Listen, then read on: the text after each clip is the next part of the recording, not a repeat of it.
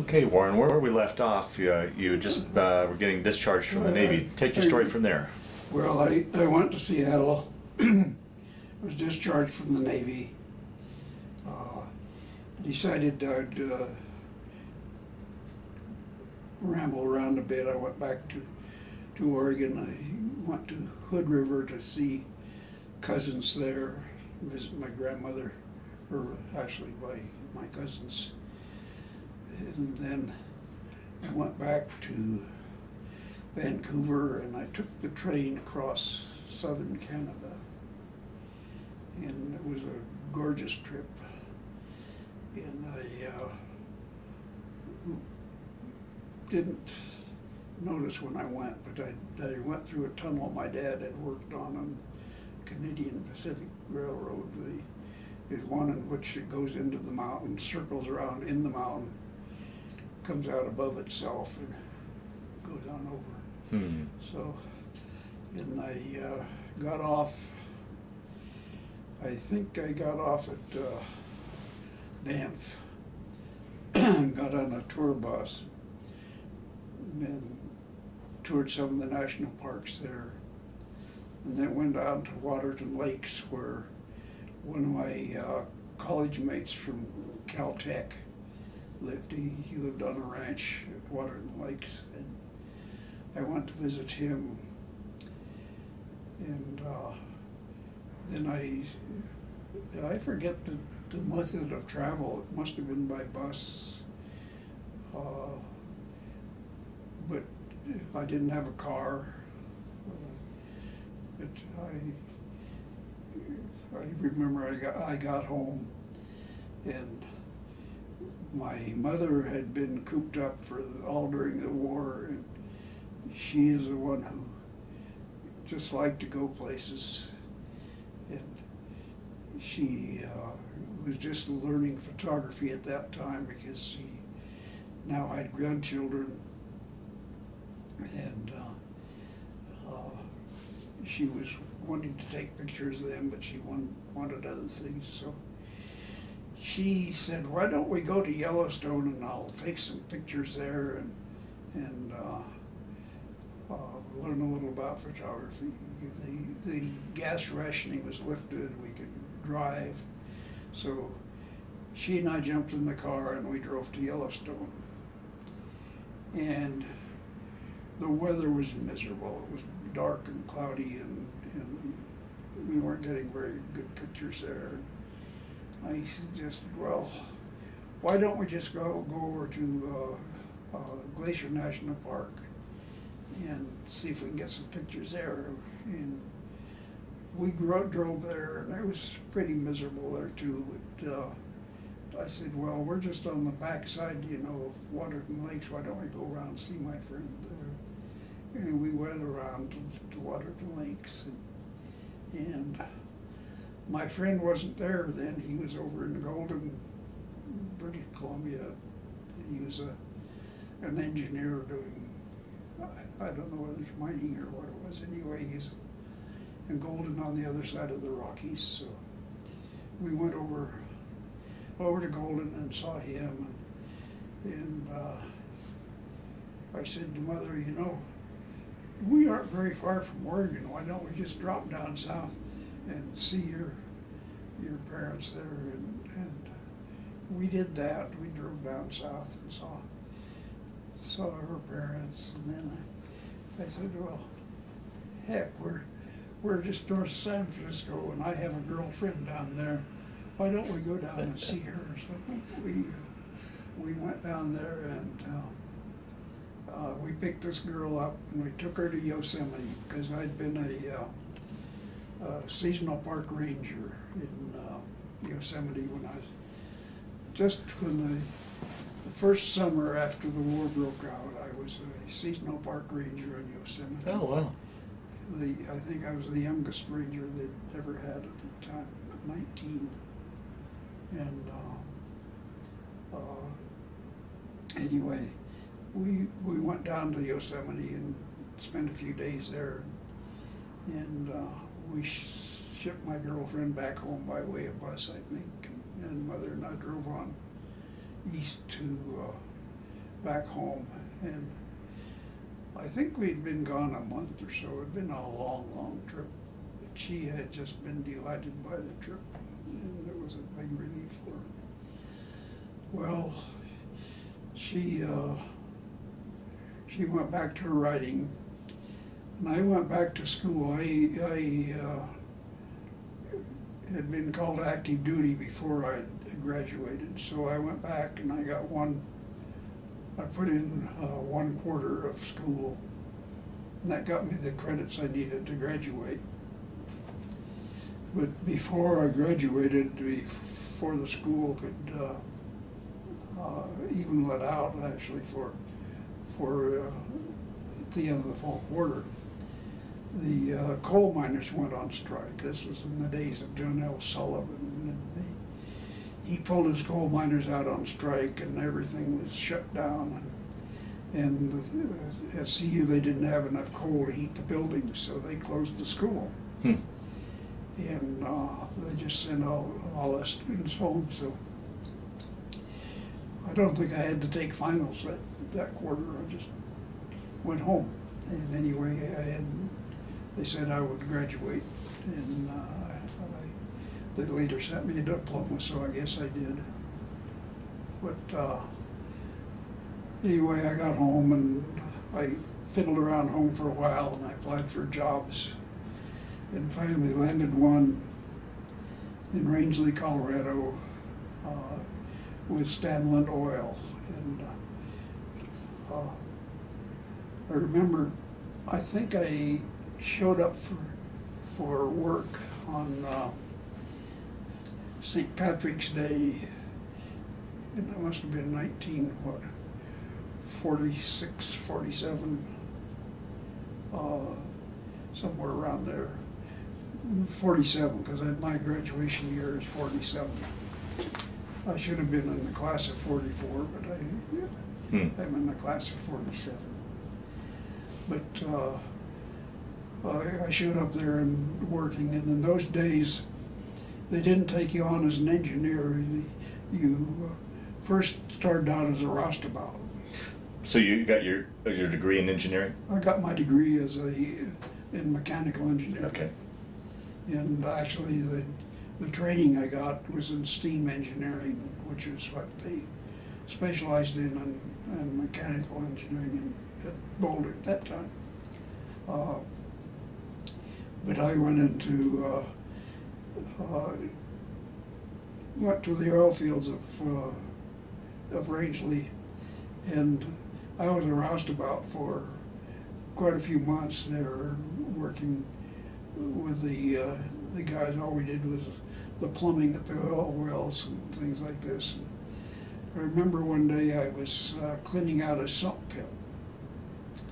I was down on this pit beneath a well and bailing out the mixture of oil and water, and I was just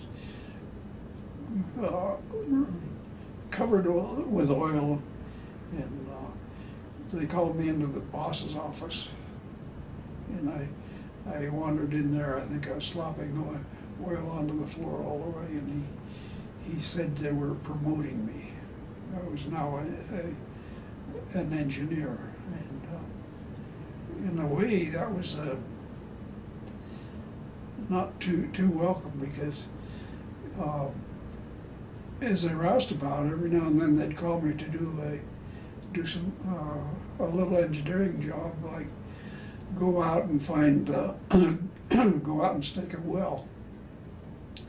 And one of the things I would do would be you go out and you had to find the cornerstones for the section markers, and so you know where to start your surveys from. And a lot of times this is very difficult, because these things are just right flush with the ground, and you could wander around looking and looking and looking, and I was getting a lot of overtime in those days, because sometimes I'd be out until dark looking for these stones to mark with. Well, when I got promoted, I got a raise, and I had more money than I knew I'd had before for a while, but I went in and I spent it on a pair of binoculars. I remember I spent $170 for a pair of Bosch and Loam binoculars. Wow. Man, those were great things. But I was pretty dumb because I would take those out and I would sit on the side of the hill and scan the other side of the hill, and I could pick up my stones a lot more quickly. And I just didn't realize that those binoculars not only cost me $170 for the price, but they also cost me a lot of overtime pay that I'd been getting. But also it gave me enough money that eventually I could buy a car, because until then I hadn't had a car, and I depended on other people for rides.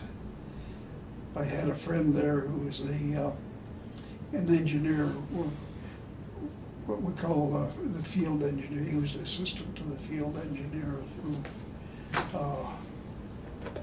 sort of oversaw all of the companies in the Rangeley field. And this guy had a surplus ambulance at his disposal, and he invited me to go with him on places. One place he liked to go was Aspen, and this was in the days before Aspen was a ski resort. It was just turning into a ski resort, and we made a couple of trips there. And I remember one trip I went there, and I did take ski lessons there, except I bought surplus skis, and I didn't know that what I bought were cross-country skis, and I was trying to downhill ski with them. Oh, geez. And I didn't have a lot of control. And I would remember coming down this slope, and I'd do all right till I got to the bottom, and then there were some bumps at the bottom, and I'd come flying down the hill, and I'd start going over these bumps, and I'd just start flying and end up in a big heap at the bottom. And about the third trip down, I noticed there was a photographer there, and every trip I made after that, he was down there, and I guess he liked to see me fly through the air. Anyway, we got pretty well acquainted with Aspen at that time. I got acquainted with the Jerome Hotel where my dad had worked. Mm. But normally we couldn't afford to stay in hotels. We stayed in little rest homes, and we made friends with a family up there that were, the fellow had been a broker in New York, or in Denver, before the war, and after the war they moved to Aspen and built a home there. And the wife was an artist, and one of the daughters was artistic. We helped them build a studio for her. And I remember they had to make a ditch to drain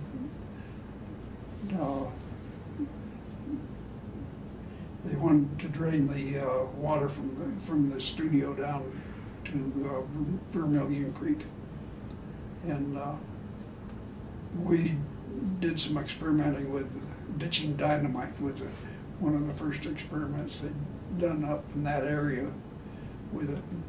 We would plant these dynamite sticks along a path, and blow them up, and we had a pretty nice ditch when we were finished. It was sort of an interesting little job. Anyway, my work in Rangeley was pretty interesting in that we were at that time on the cutting edge of a lot of research that had been waiting to be done. until the war was over. We did some of the first coring with diamond bits that had ever been tried. We did some of the first, one of the dirty words nowadays is fracking. Well, we were doing fracking in Rangeley at that time, but it was so much different now. In those days, the wells were all vertical. And we were just pumping the water in at high pressure, trying to break up the formation so that oil would come out.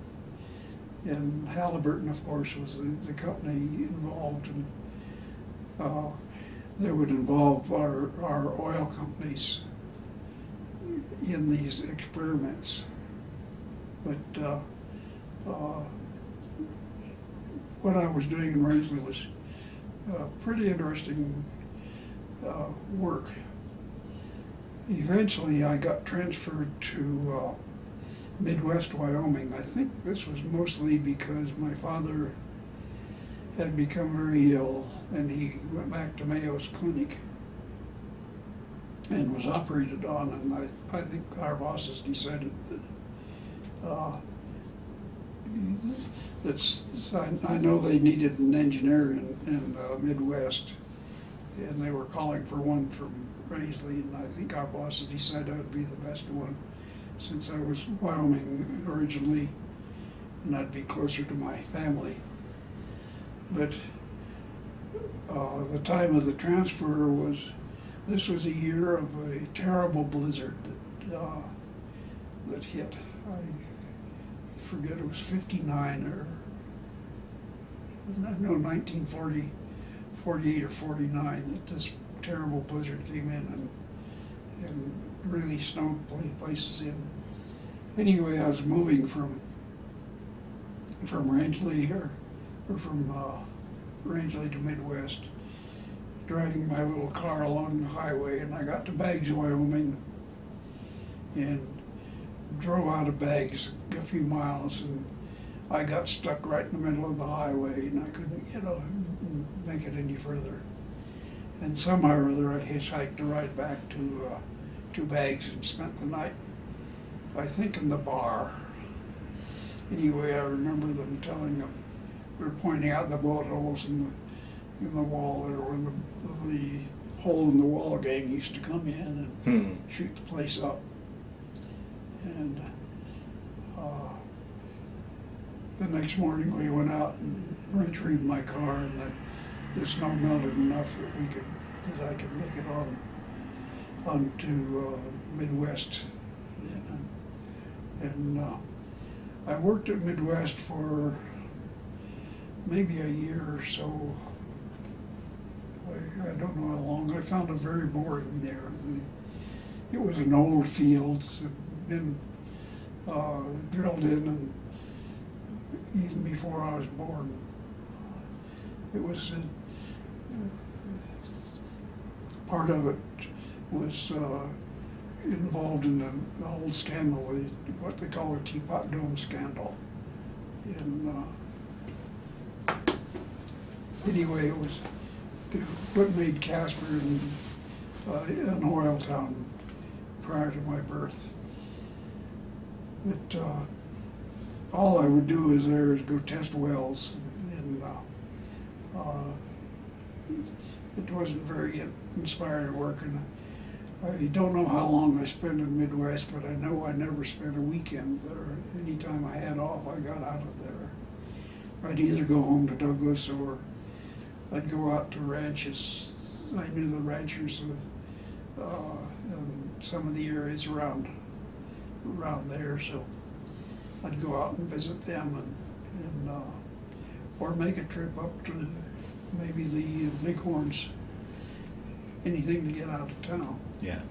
But eventually it got to a point where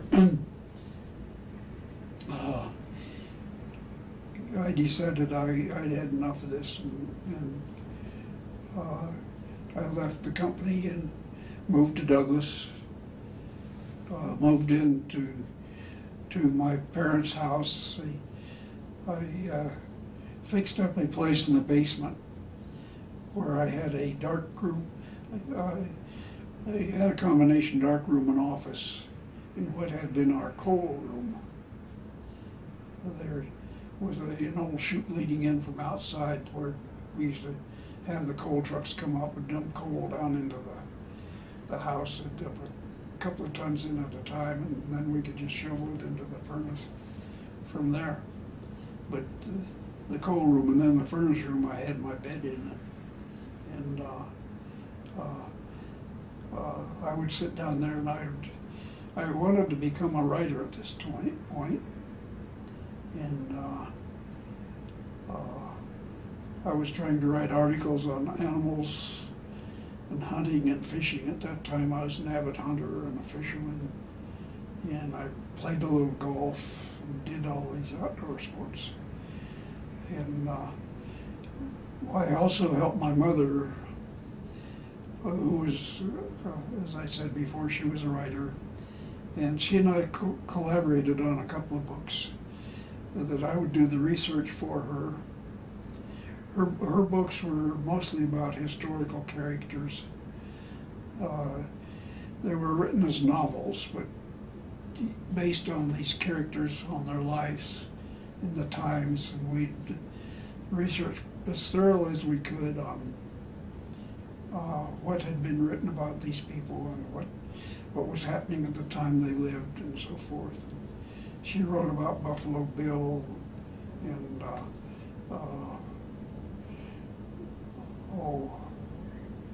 lots of people. I helped her on books on Ernest Thompson Seton and Wild Bill Hickok.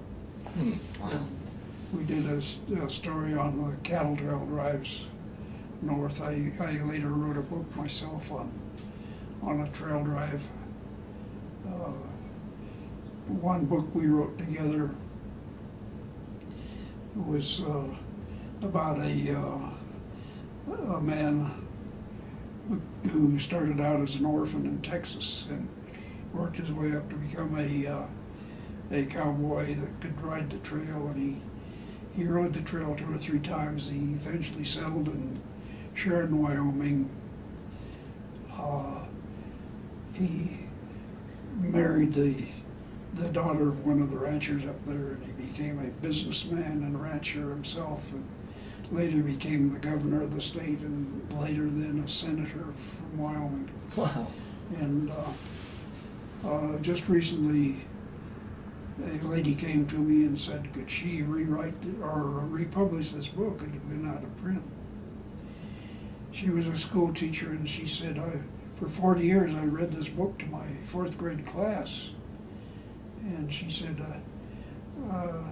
I would like to, she said, I've published a couple of books, and she said, I'd like to publish this one again and make just 1 or 2 minor changes in it. And she had to change the name because someone else had come along and copyrighted the name after our copyright had died. So I gave her permission, and just last year we had a big celebration of my mother's, I think, 107th birthday in Douglas, and this lady presented this book, and it's done quite well. So and we were glad to know that my mother's books were useful. I know they were published in about 30 different countries. We saw them in Australia and many places that we went. But while I was in Douglas writing, I found that I was having a hard time selling books or articles even on animals and hunting and fishing unless I had pictures. This was in the days before hunting and fishing and all of this stuff was very popular. In fact, it was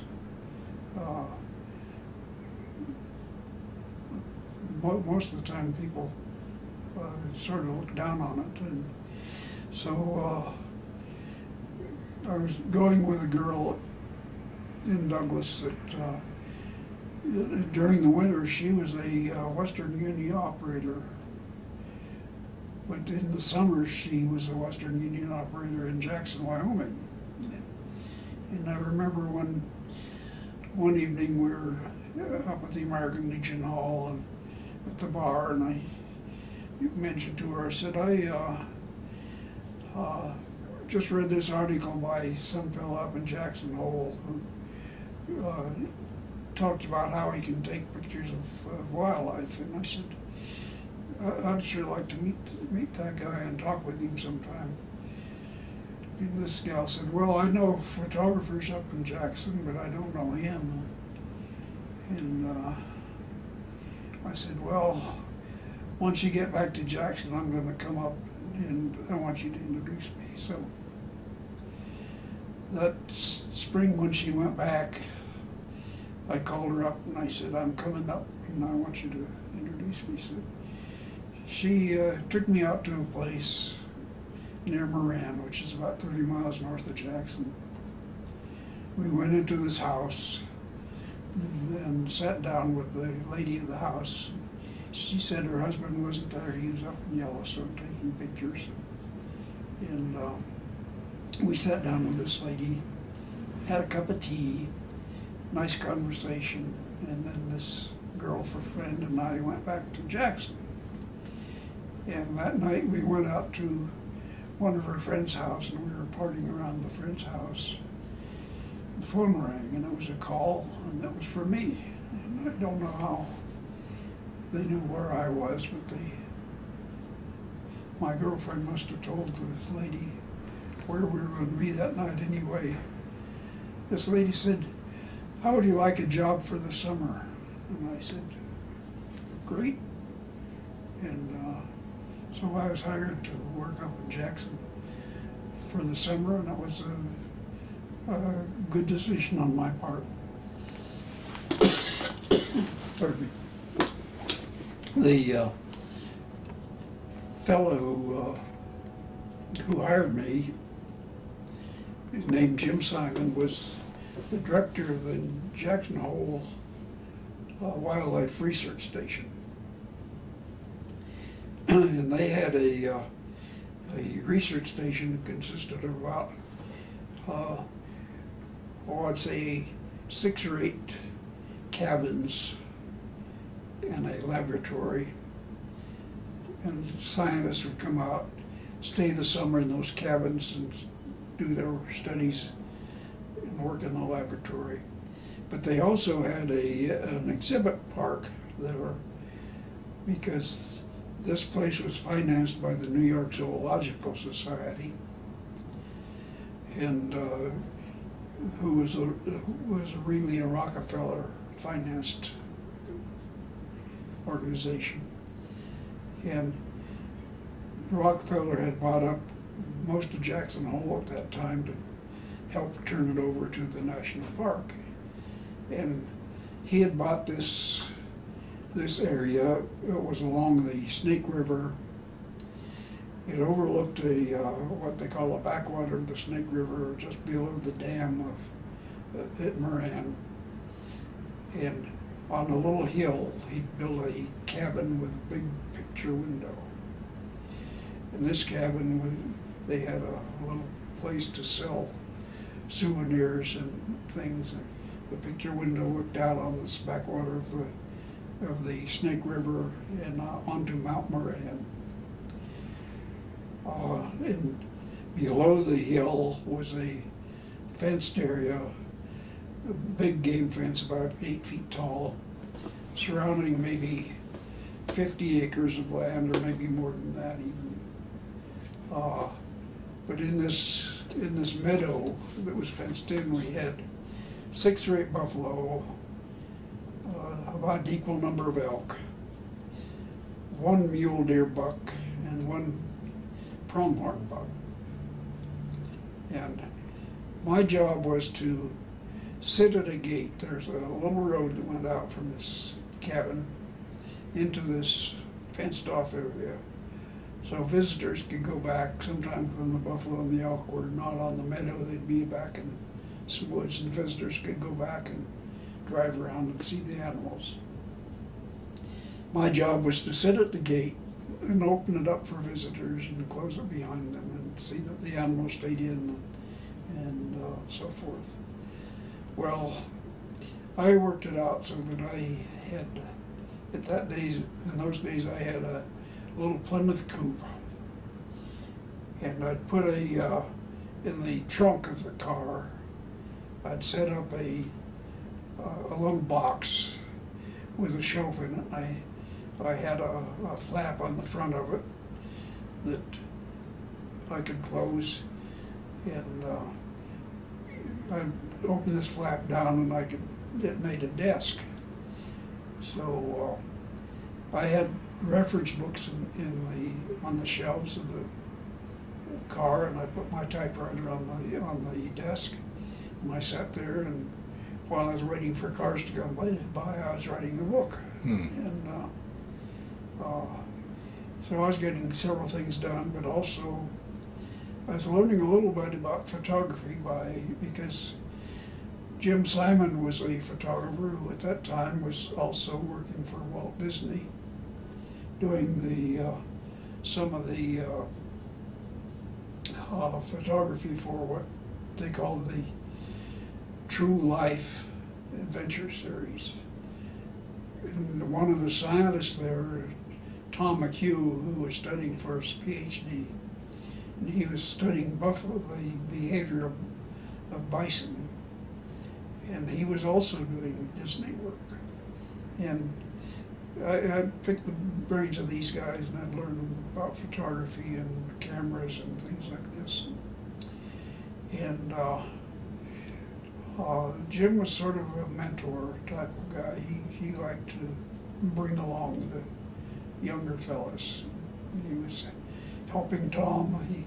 He got Tom the job with Disney, and the first thing I knew, I was also working for Disney because I had gotten a job as a still photographer to do things for Jim and Tom were filming.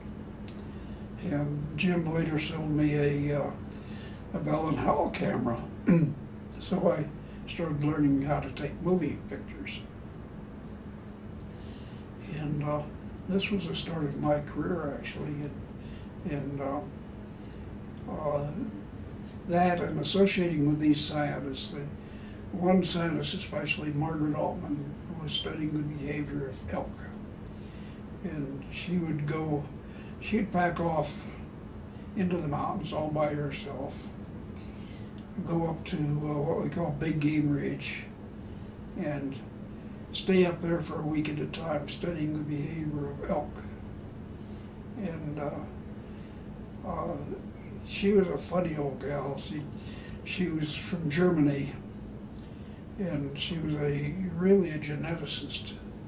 And Adolf Hitler had picked her out to head his human breeding program, that he was going to breed the pure Aryan race. And what he had in mind was that he would pick out a bunch of studly young fellas, put them up in this hotel type structure, and Margaret's job would be to match them up with good pure Aryan girls, and they'd take these girls in there and breed them up, and they'd breed a pure Aryan race. Well, this was Hitler's idea. It didn't go over very well with Margaret because she was not really much of a Nazi at heart, but she was pure German anyway. She accepted a lecture appointment at Cornell, and they allowed her to come to Cornell to give her a lecture. And she had a friend there who was on the faculty, and this friend saw that Margaret could get refugee status in the States. Margaret later got a professorship at a small black it was a Negro university in Virginia. And she was teaching down there in the winters, and in the summer she'd come back to Jackson and study the elk. And I remember the first time she met me, she said, "Well, what do you do?" And I said, "I'm a writer." And she said, "I don't like writers." So we got along well. She was quite a girl, and we were friends the rest of her life. Wow. And she introduced me to a lot of people. Conrad Lawrence, who later won a Nobel Prize, she introduced me to him, and she introduced me to Margaret Mead and other people of this ilk. But she had me, one time I was her companion up in the mountains. They wouldn't allow her to go into the mountains alone. And so they would usually have someone pack her mules and take her up there and watch, because it's pretty foolish to go up there all by yourself. And anyway, one trip I went up there, and I had to learn how to tie the diamond hitch and all that sort of business, to pack our mules and get our gear up there. And we went up there and studied elk for a week or so, and then came back down. And all the while she's not only studying elk, but she's studying the mules and the horses and their relationship between each other as they come down the trails. And she's a good mentor too. But I met them. There were a couple of brothers living in Moran, the Murray brothers, Adolph Murray and O.S. Murray. Both of them internationally known scientists, and I got acquainted with their families. And the second year I was up there, I worked with daughter Joanne Murray, one of Adolph's daughters, and I used to ski with. No, Joanne was Olus's daughter. I used to ski with Adolph's daughter, who later was, I think she was institutionalized, because these people had always lived in sort of isolation, and they raised their children without much human contact. And this girl, I don't think, when she went to college, she just couldn't adjust to this social atmosphere. Sure. But it was sort of tragic, because these were two great guys, and I used to have a lot of fun quizzing them and getting acquainted with them. And we used to have seminars where they would come in and talk and visit with the other scientists there who were doing all sorts of interesting jobs. And this got me interested in the scientific side of animals. But anyway, it got me started in wildlife photography, and I worked with Disney. The first show I worked on was one we called Vanishing Prairie. And while I was working there, I worked out at Douglas. But I would usually drive up to Wind Cave National Park. My job was to film. I had two assignments, pretty much. I did quite a bit of filming of prairie dogs, which I did in Wind Cave National Park, and Devil's Tower National Monument. In Wind Cave, there had been a scientist up there who had studied prairie dogs, the behavior of prairie dogs, and he'd done the definitive work on these things, and he pretty much habituated the prairie dogs. So he'd work with them, and they weren't too alarmed about you. Same thing pretty much in at Devil's Tower.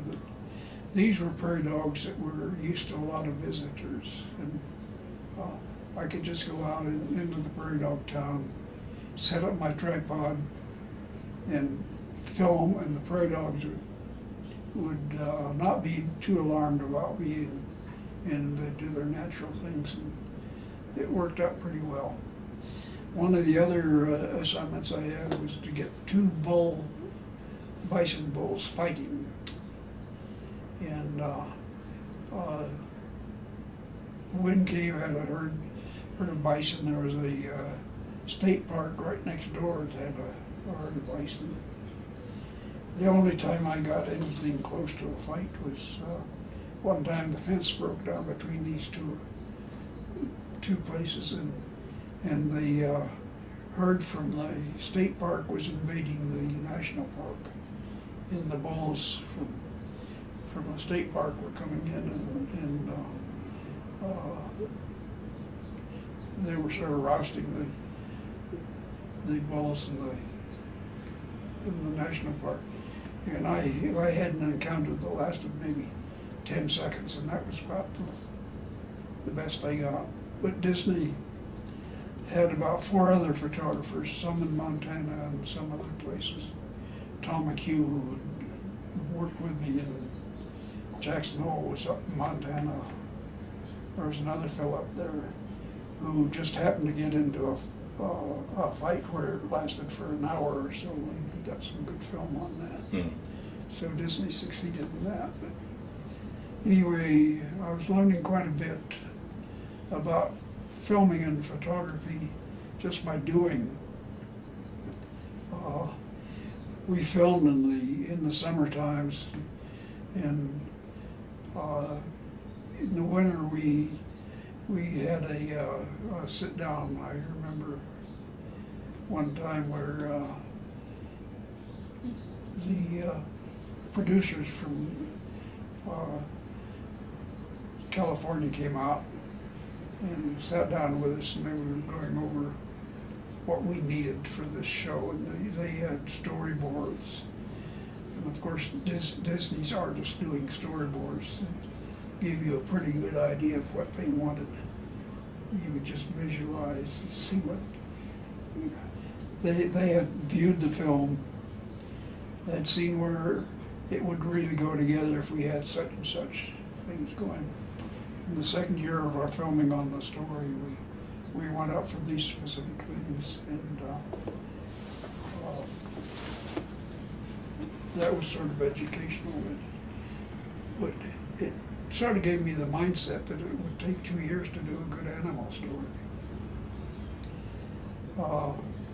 I later worked on a show called Perry, and this one we were set up in Salt Lake City, and they had called in a fellow who had done one of their shows. He'd been a graduate student I think at UCLA in filming, and he'd done a nature story.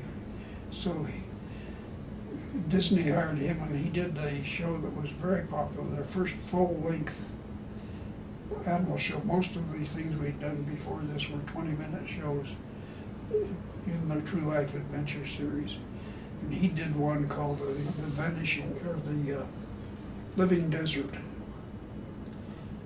which was a great show, but it was mostly a staged thing done by, in Hollywood style filming, which this fellow knew about.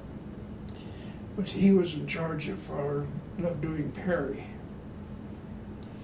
And he'd set up a studio in Salt Lake in an old foundry, and he'd made sets there, and brought in trees, and we kept these trees in big 50-gallon buckets filled with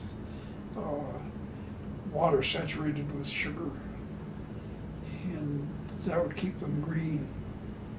But the lighting, these things absorb light, and they really had to pour the light in on because in those days the film we used was very slow.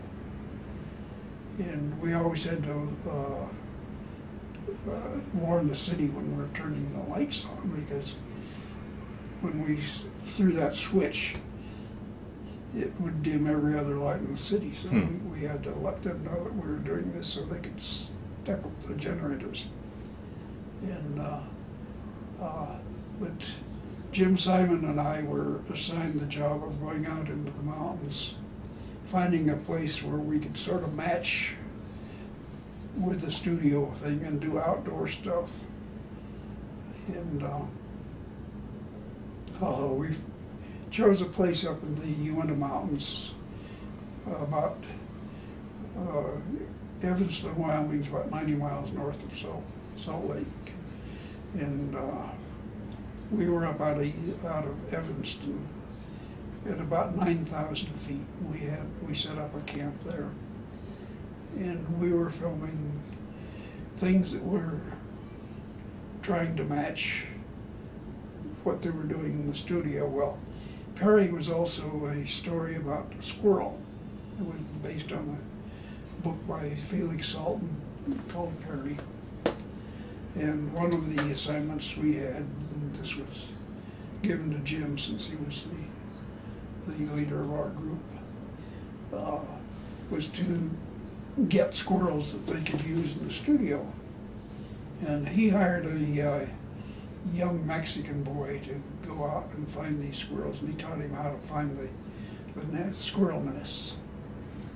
And this guy was a young, lithe kid, and he could climb trees real well.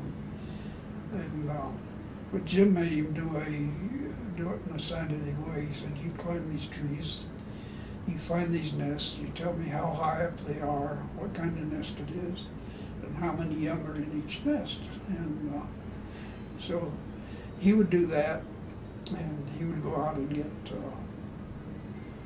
get squirrels, which we'd send back to Salt Lake, and they would film them back there.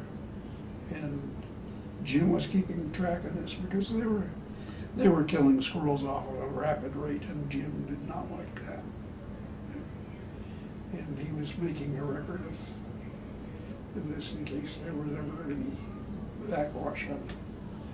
But in the meantime, this kid was keeping his eyes open. And there was one day that Kenworthy came into camp, and Walt Disney was with him, and Kenworthy wanted a shot of a beaver cutting a tree down. And he said, "It's simple." He said, in fact, he told Jim to do this, and Jim had tried it. He said, you just wire a beaver up to the tree, put wire around his front legs, and wire him up to the tree, and he will bite the tree out of anger, and it will like snowing the tree down. And Jim said, "I tried that, and I won't do that on an animal, squirrel, and it doesn't work anyway." And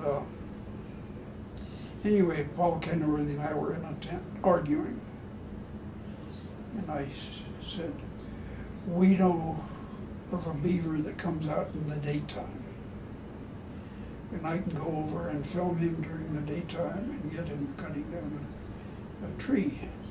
And Kenworthy said, "No, I want to do it my way." And he and I were arguing about this. And we didn't know that Walt Disney was outside the tent.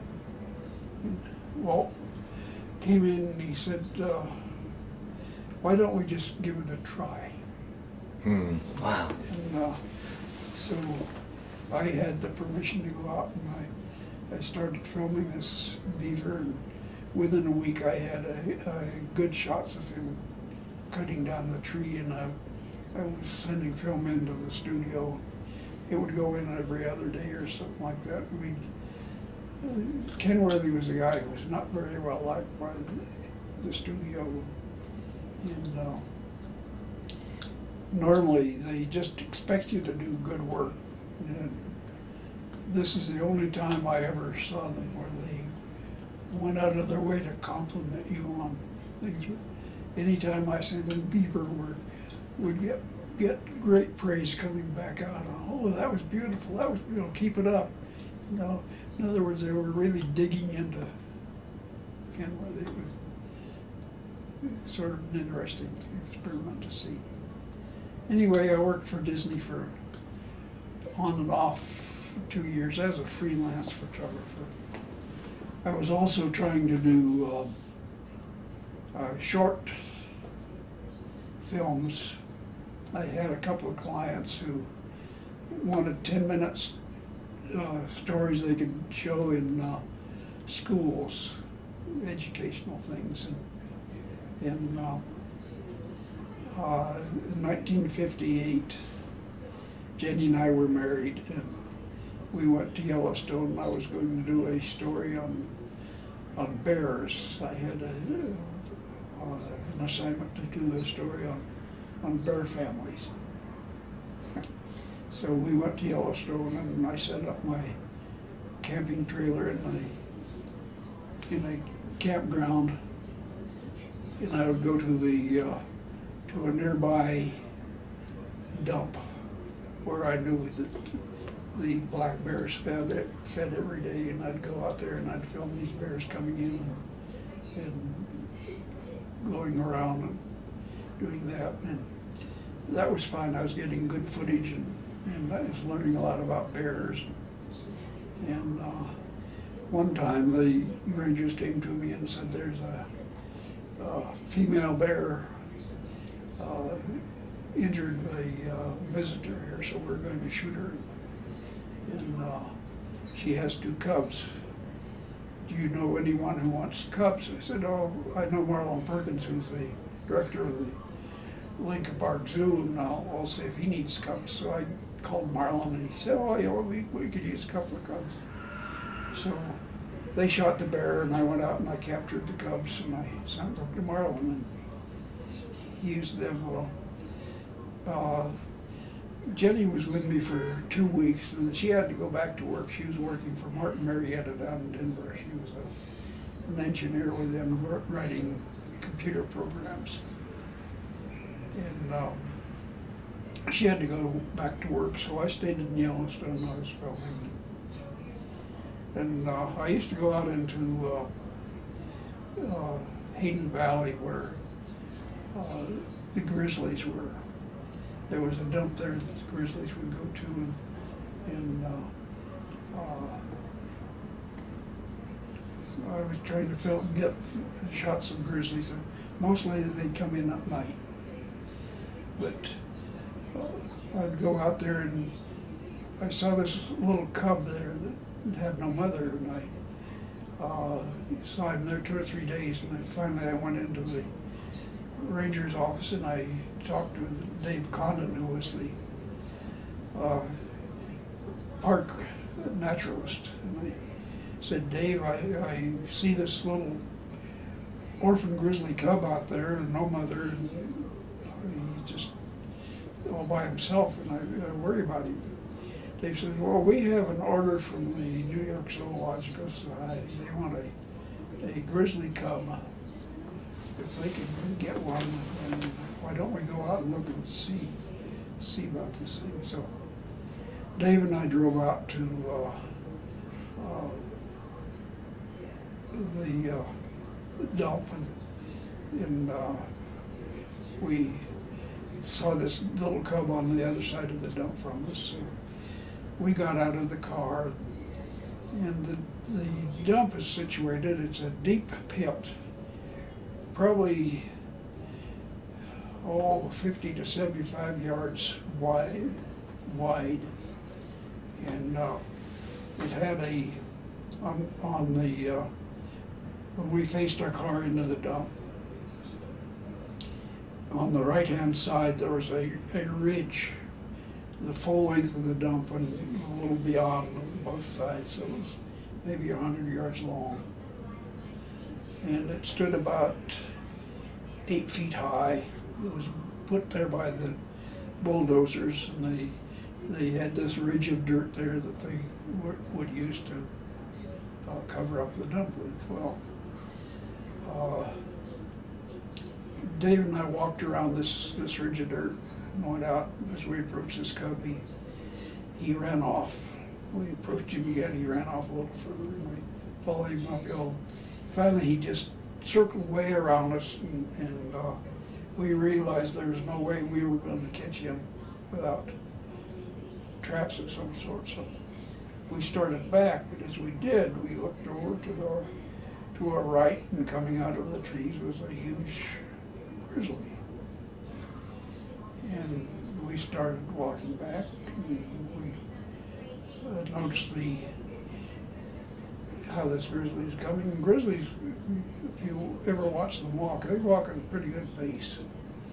And although he had maybe a quarter mile to go, we had several hundred yards, and neither one of us wanted to be chicken and start trotting or anything. We just sort of strolled back, and as we got behind this ridge, the grizzly was out of our sight because we were up on a sort of a bluff. And the creek was below us, and the grizzly was on the other side.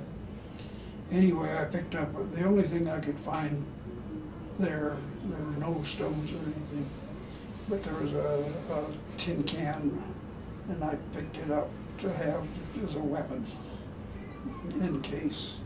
Anyway, Dave and I were walking along, and just before we got to the end of the ridge, we looked up, and here this bear was just above us. And both Dave and I have worked with bears enough, and we've been charged. And we know that most of these charges are bluffs. Well, this guy started down the hill, and we knew it wasn't a bluff. And I started running straight ahead, and Dave went the other way. And the grizzly came after me, and then for some reason or other, because Dave was bigger or something, I don't know what it was anyway, or maybe because he thought Dave was trapped behind this ridge. I was running toward the end of the ridge, and Dave was running the other way. Anyway, he broke off from me, and he went after Dave. But as I rounded the ridge, I don't know how Dave had done it, but he got over the top of that ridge, and he was running across that flat toward the car, and the grizzly was a couple of feet behind him, just snapping. And Dave whipped around the car, and he made a couple of circles around the car with a bear right behind him. And you remember, I used to be a state champion runner. Yeah. Dave was way ahead of me. That's what they say, is all you gotta do to protect yourself from grizzlies is outrun the next guy. Well, anyway, Dave whipped around the car a couple of times, and then he jumped in. And while the grizzly was on the other side of the car, I ran up to it, and I jumped in. Unfortunately, we had a pet porcupine that before Jenny and I were married, the game warden came to me and he said, we have this little baby porcupine that was taken by cesarean operation from a roadkill, and I can't raise it. I don't know anyone else who can you do it. So I took this porcupine, this little black object with quills and everything, went on our honeymoon with us. And when Jenny went back to Denver, I kept the porcupine with me, and it was in the car. And when I jumped in the front seat, it was on the seat, and I landed on the porcupine. Of course, got quills in my butt. But we stayed and we watched this bear. He kept circling the car 3 or 4 times after we got in. And he was, there were 2 bears this size in Yellowstone at that time. And the Craighead brothers later went on to study the grizzlies in Yellowstone, and they weighed these bears and found they weighed about 1,300 pounds.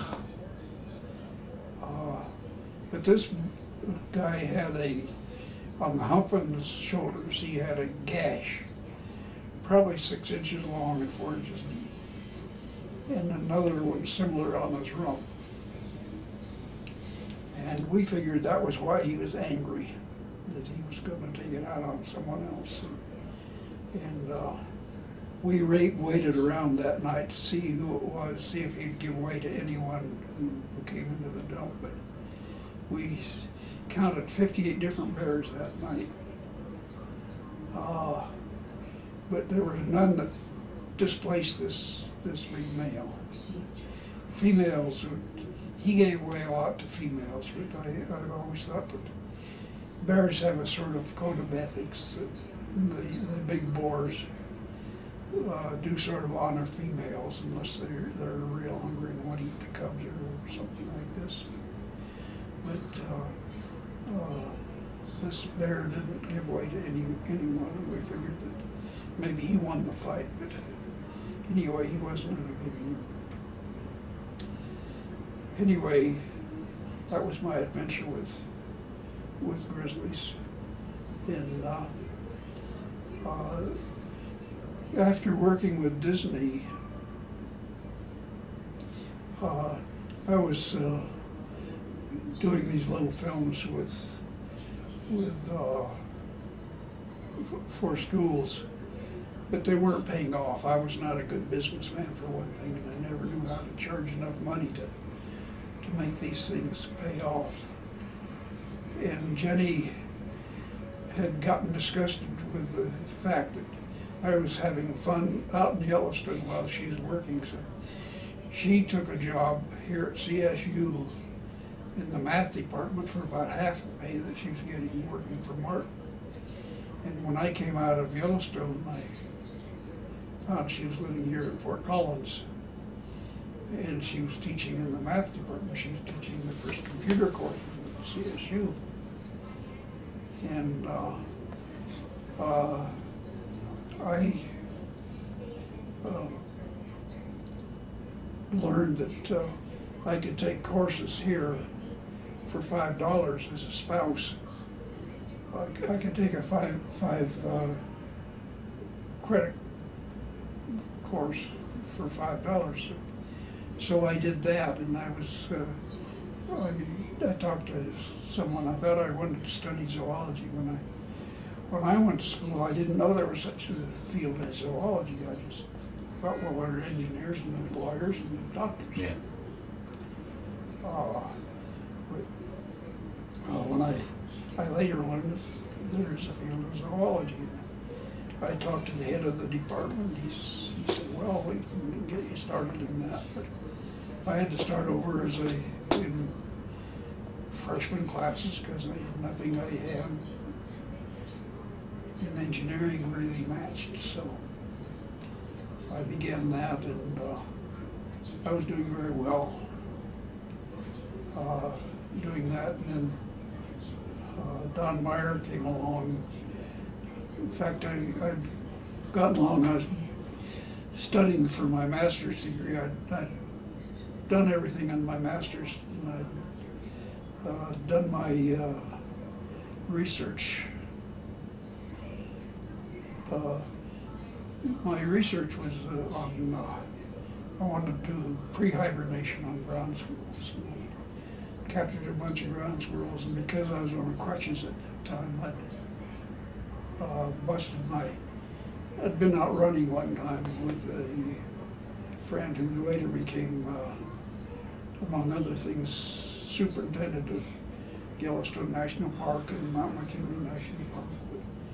This guy had been a track man in college, and one time we were working out in the gym, and we went out to the track and started running, and we were just running a lap in the final stretch. We started sprinting, and I was sprinting along, and all of a sudden I collapsed and I fell down. I didn't learn until 4 months later that I burst an Achilles tendon. At that time, we didn't have orthopedic surgeons here in town, and the doctors all told me I'd sprained my ankle. It wasn't until we went through Denver and we stopped at the doctor, who incidentally this ice skater, this young, the small fella, very good ice skater. Anyway, this guy had been sick during his youth, and this doctor had taken him in and squirted him away. But he looked at me and he sent me to a specialist who just diagnosed me immediately and said I had a ruptured Achilles tendon.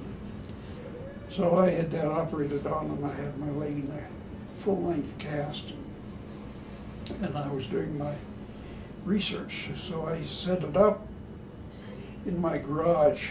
I set up several tables, and I built cages that would tip, and I put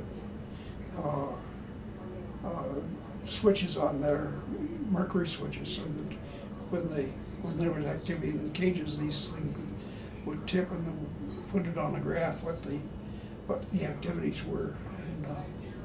And I did the first thing where it was analyzed by computer programs for in that zoology work. So, but anyway, while I was doing my master's degree, Don Meyer called up and he said, I finally sold the show. I better introduce Don Meyer first. I met Don Meyer while I was still freelancing, and I'd been, I had a friend, Red Fenwick, or not, Red Fenwick was also a writer for the Denver Post in Douglas, but this is Red Kelso, who lived in Cheyenne, writing for the Denver Post. And Red used to, when he'd come to Douglas to cover the state fair, he'd stay at our house. And he called me up one day and he said, there's a TV show coming out to Wyoming to work, and they're looking for local photography. And he gave me the address, and I got in touch with these people, and they sent a man out. And he looked at my film and took a big roll back. First thing I knew, I had a 2-week job in Yellowstone to film these people doing a show called Super 8, which starred Marlon Perkins. And I worked with them, and we worked up in Jackson Hole, which I knew very well. And they seemed to be pleased with my work. So when that job was over, the boss, Don Meyer, said, well, we have a trip planned to go to South America for 4 months. Would you be interested? And I thought hard for about 10 seconds, and I said yes. And so I was assigned to that, and we shipped me off to South America. And as I got on the airplane there, I just happened to give Jenny a big ring for engagement, and I went off to South America for 4 months and filmed down there, and we made a show. But while we're down there, a fellow named Ross Allen, who used to work in the Tarzan movies, had a snake park at Silver Spring, Maryland, or in Ocala, Florida. What do they call it down there? I guess it's Silver Spring. Anyway, Ross had the snake farm, and he went down there and set up a camp, and he was to help me film and get ready. And then we worked down there a couple of months. I was filming, and while I was there, I got I told you that I had this herpes, this cold sore around my eye. That turned into an ulceration of my cornea. It was probably about the 3rd time that had happened. And I suffered from that while I was in Bogota. But I went on down to Letitia, and we worked in Letitia for this time and set up a camp and worked there until finally the rest of the crew came down, and these days Don was filming with, he worked for NBC. So they had a studio crew which consisted of Cameron, an assistant cameraman, and a sound man, and Don's wife, and then Ross's wife came down. So we had quite a group, and we filmed there for about a month. But while we were there, we got word that the sponsor, the Zoo Parade, had two sponsors. One of them was Mutual Omaha, and one of them was someone else that I don't remember. Anyway, they figured they could no longer afford this expensive show, so they dropped out, and we learned that what we were doing was for naught. Anyway, we finished up and went back, and Jenny was teaching here, and I went to school, and I was just finished with my research, and Don called up and said that he, after 6 years of trying, he'd sold the idea of another show, and he said, could you go to work for me? And I said, yes. And he sent me to the Pribilof Islands to film seals up there. And I filmed the mating of the northern fur seal. Anyway, I was filming the northern fur seal on the Pribilof Islands. And while I was there, the head of my zoology department, Dr. Olson, was also there, along with another graduate student. They were studying Dr. Olson was a parasitologist, was his graduate student. They were studying the hookworms that infect the fur seal. Well, during the night times, I would be writing on my thesis. Daytimes I'd go out and film the seals. Nighttime I'd write my thesis, and then Dr. Olson would read it and make his comments. And he was on my graduate committee, he was the real stickler of the whole bunch. So by the time I got finished filming up there, my thesis was pretty much written and approved. So when I finally had to defend it in front of the committee, it was really a breeze, because I'd pretty much passed the test at that time. But we went on. We asked Don Meyer, he asked us to work with him full time, and we said, well, how long is this show going to last? He said, I've been discouraged by trying to make a living as a filmmaker. There's really no market for wildlife films now. People aren't interested in conservation, and there's just really no way I can make a living. So I thought I would study zoology and get into the academic field, because I'm interested in the science. He said, well, with luck, we will last 3 years. And he offered us a trip to Africa, and Jenny and I both thought, well, gee, we can take that time off and go to Africa and come back and study. So we did that. We took a trip to Africa. The job was to last until the 1st of January on, I forget, I think this was 1963, that we went there and we filmed. And, well, we started out in Kenya and South Africa, and Rhodesia. We ended up in Kruger National Park. We spent Christmas in Kruger. The temperature was 113 degrees. This was 1963. Jenny, who was a smoker at that time, for a Christmas present, she gave up smoking for me. And I think that was probably the best Christmas gift I ever got. Huh. But she's now almost 90 years old. She's in good health and still with me.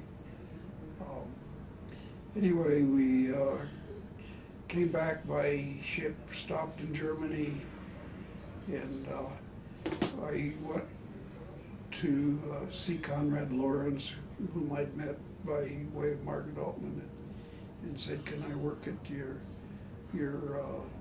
he was at Seewiesen in Bavaria, and we bought a car in Germany, and he allowed us to work at his research station there for a while, and we lived in Europe until from January through until August, I think it was, and we got a call from Don Meyer, and he said, I'd like to have you go to Australia for us. So we shipped our car back to the United States, caught a plane, went to Australia, filmed around there, did some shows with Aborigines and with Australian animals, and became acquainted with the country and the animals there. And strangely, I got there, I found that there was no interest in animals. There were no books. Usually the first thing I do when I go to a country, go in a bookstore, look for books on the animals. And there are a couple of books by a fellow named Bill Eastman. Bill Eastman grew up 2 doors down the street from me in Douglas, Wyoming. Is that right? He had become a museum curator, or actually his job is to build the dioramas, the background for museum exhibits. He had been in Australia, he'd studied the parrots and some other animals in Australia, and written a couple of books, and his were the only ones I could find there. But interestingly, Australia became one of our best instances to show what the impact of our show had. And when you talk about your show, you're talking about Mutual of Omaha's Wild Kingdom? Talking about Mutual of Omaha's Wild Kingdom. We came out, I think it was 1962 or 63, the same year that the book, The Silent Spring, came out. And I think the synergy between these two things was so strong that the book pointed out what was happening to the habitat. While Kingdom was coming into the living rooms, in those days we had an audience of 35 million viewers, because there were only 3 networks in those days. The show, Mutual of Omaha's Wild Kingdom, did have a very profound effect on the attitude of people in those days. Prior to the show, nobody really knew the meanings of the word of conservation or environment. They didn't give a darn. Hunting was an evil pastime. It was a time where, as I said, I couldn't really make a living as a professional wildlife photographer. The only people who were successful at it were people who had other jobs, usually museum curators or zoo directors, people like that. We came along with this show, which appeared in the living rooms of many people, and because of the format of the story, of the show, which was telling a story, had a very personable person that people associated with and they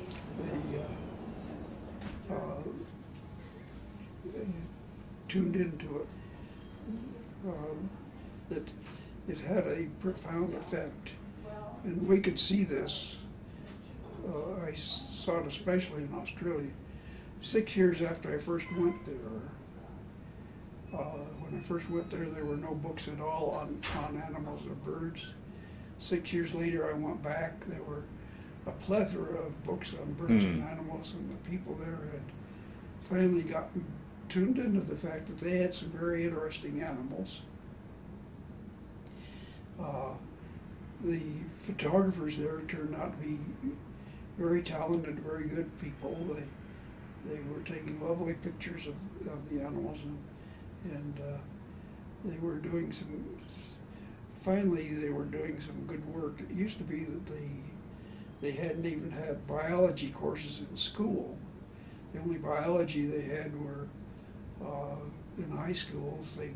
They had about a 6-week course for girls, and it was mostly mostly on reproduction, and it was not really biology as we know it here.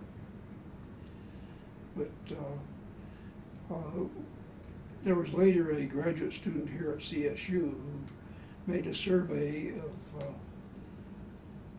of things that affected attitude toward hunting and fishing. He was with the wildlife department at CSU, and he studied people at several different colleges around the country, and asked, what is it that shaped your attitude more than anything else? And it turned out Wild Kingdom was by far the biggest thing. Wow. Disney shows were second. The thing that turned people against hunting and fishing were shows on hunting and fishing. And we had a problem when we started out that our writers would always try to vilify hunters and fishers, and anytime I could, I didn't get to do this with every script because I was out of the country so much of the time. But whenever I had a chance to help work on the scripts and finish up the shows, and the writer would talk about how one of the things that was harming the population of the wildlife was the hunters. I would always correct this, that actually the hunters were the first conservationists, and they are still probably our best conservationists.